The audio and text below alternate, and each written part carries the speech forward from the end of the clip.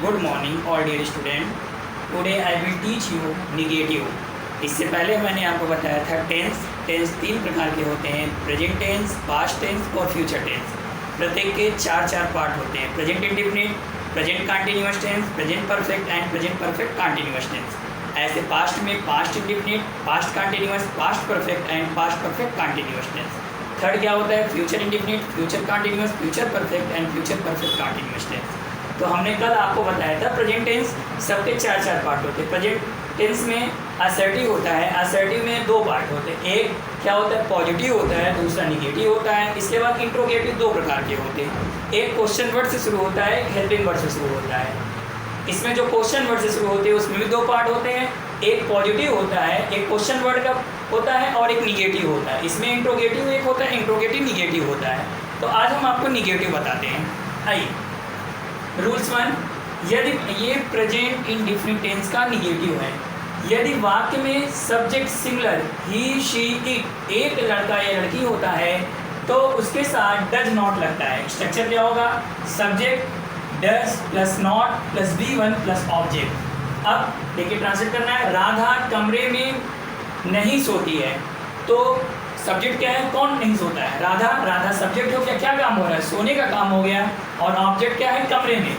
तो ट्रांसलेशन होगा Radha does not, फिर क्या है, does not sleep, SLEEP, sleep in the room, in the room, ये ट्रांसलेशन हो गया। नेक्स्ट, राम नई कार नहीं बेचता है, दादाजी अखबार नहीं पढ़ते हैं। ये आपका होमवर्क रहेगा। एक होमवर्क और देखिए, सारा नए कपड़े नहीं फाड़ती है। आइए, ट्रांसलेशन में क्या है, सारा सब्जेक्ट हो गया, वर्ब क्या है, फाड़ना हो गया, और ऑब्जेक्ट क्या हो गया, नए कपड़े।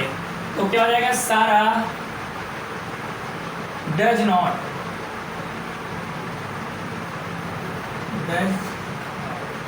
डज नॉट को हम डजेंट कहते हैं।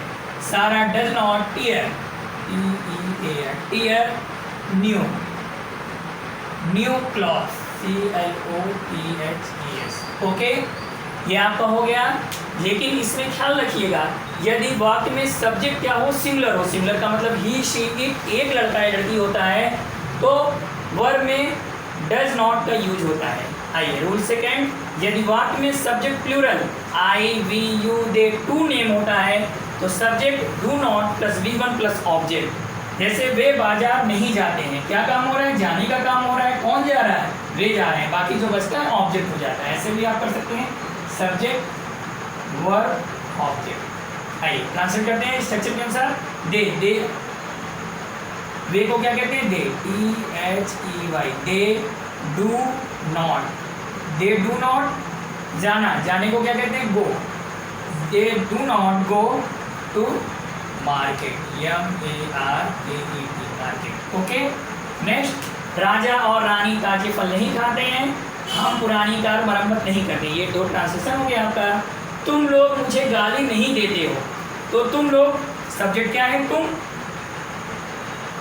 क्या काम हो रहा है, गाली देने का काम हो रहा है, बाकी जो बचता है ऑब्जेक्ट। आइए, क्या हो जाएगा, you do not abuse, ABUSE, abuse me, तुम मुझे गाली नहीं देते हो। ओके, देखिए ये सबसे नोट्स है, ये सबसे इम्पोर्टेंट चीज़ है नोट। जब सब्जेक्ट सिंगुलर, सिंगुलर का मतलब ही, शी, इट, एक नाम हो, तो कभी नहीं के लिए नेवर लगाते हैं, और वर्ब के V1 में, वर्ब के V1 में यस या ES जोड़ देते हैं। जैसे महेश झूठ कभी नहीं बोलता है, तो इसमें सब्जेक्ट क्या है, महेश, MAHES, महेश क्या हो जाता है, कभी नहीं, कभी नहीं के लिए क्या लगता है, never, NEVER, never. Tell, TELL, tell a lie, lie means होता है झूठ बोलना। तो अगर सब्जेक्ट सिंगुलर होता है तो नेवर का यूज करते हैं, और वर्ब में यस या ES जोड़ देते हैं। दूसरा, कुत्ता कभी नहीं काटता है, देखिए ट्रांसलेशन क्या होगा, वह कभी नहीं पैसे मुझे देता है, ये ट्रांसलेशन हो गया। सानिया, सानिया जंगल में कभी नहीं रहती है, कुत्ता कभी नहीं काटता है, तो क्या हो जाएगा? कुत्ते के लिए क्या लेते हैं? Dog, dog never bite, BITES। अच्छा, कभी कभी कुछ स्टूडेंट पूछते हैं कि सर द का यूज कहाँ कहाँ होता है, कहाँ कहाँ नहीं होता है। तो अगर कोई स्पेशल आदत होता है तो उसके पहले द का यूज नहीं करते हैं, dog never bites. Second rule है, जब subject plural I, V, U second name मतलब दो लोगों का नाम हो तो कभी के लिए नेवर का यूज करते हैं तथा V1 का प्रयोग करते हैं। जैसे वे कभी भी मुझे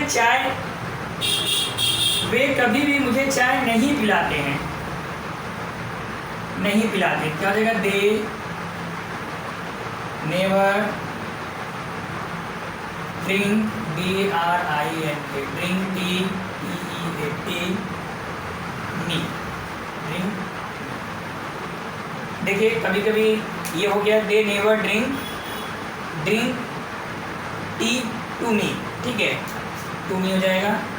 कभी कभी क्या होता है ना कि ड्रिंक थोड़ा सा ड्रंकर से बनता है, शराबी से मतलब होता है, तो यहाँ पे ड्रिंक का यूज़ कम करते हैं लोग। टेक टी टू मी, यहाँ पे टेक का भी यूज कर सकते हैं।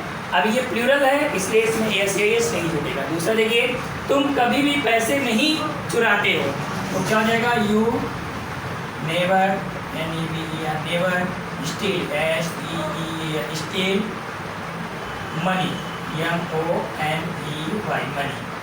यू नेवर, यहाँ पे स्टील है, क्या इसमें यस लगेगा? इसमें यस नहीं लगेगा।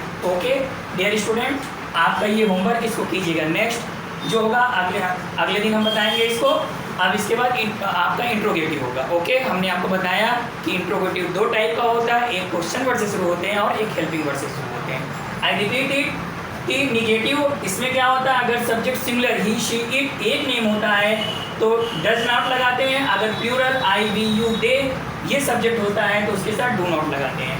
ये नोट्स में क्या है, अगर ही शी इट सिंगुलर आता है तो नेवर के साथ वर्ब V1 में यस या ES जोड़ देते हैं। अगर प्लूरल हो I, V, U, two name हो तो नहीं के लिए नेवर का प्रयोग करते हैं और V1 वैसे ही लिख देते हैं। Okay bye.